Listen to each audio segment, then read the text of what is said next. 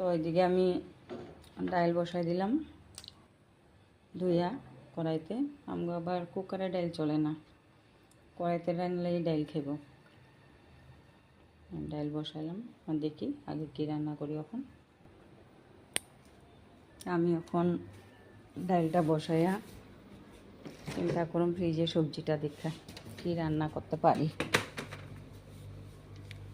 দেখি কি রান্না করা যায়, কি কি সবজি আছে দেখানি। ডাইলে টমেটো দেওয়া যাব, ভাবতাছি মিক্স ভাজি একটা কইরা ফেলাই। নাইলে দেখো ভেন্ডিও কয়েকটা, ফ্রেশবিনও কয়েকটা।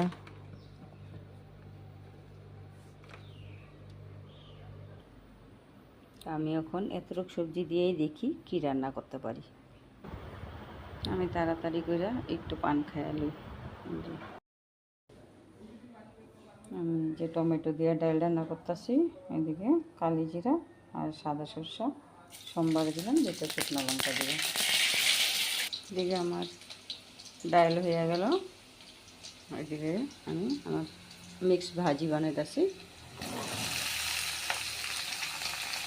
মিক্স ভাজিতে সব কিছু একটু একটু সবজি আসছিল, তো সব কিছু দিয়ে একটা মিক্স ভাজি বানাই ফেলাই। সব কিছু মানে এটাতে একটা ভেন্ডি কয়টা, ফ্রেশবিন কয়টা, মিষ্টি কুমড়ো একটু, বেগুন দুইটা, এগুলো সব কিছু মিলাই একটা ডাংবডিও কয়টা আছিল, আমি মিক্স ভাজি একটা বানাই।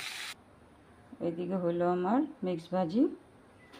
আর ওখানে এই যে কালকের কয়টা পুঁই ডাঁটা আসলো, এটা একটু রান্না করুন কালি জিরা ফোড়ন দিয়ে। আর এখন আমার রান্না এই যে সম্পূর্ণ হইলো। এই যে পুঁই ডাঁটা শাকটা রান্না করলাম আলু দিয়ে। ঢেঁকি শাকে আজকে আলু দিইনি, বাস এমনি খালি রান্না করছি। আর ভাজি ডাল, এদিকে ভাত হইতাছে।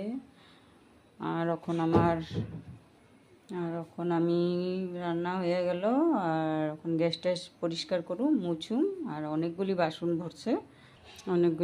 ভরছে, তখন বাসনগুলি ধুমু। এখন তো ভিডিও করা যাব না, ভিডিও করতে অনেক অসুবিধা হইব। তো আজকে ওখানের ভিডিও এতটুকু, বাই বাই।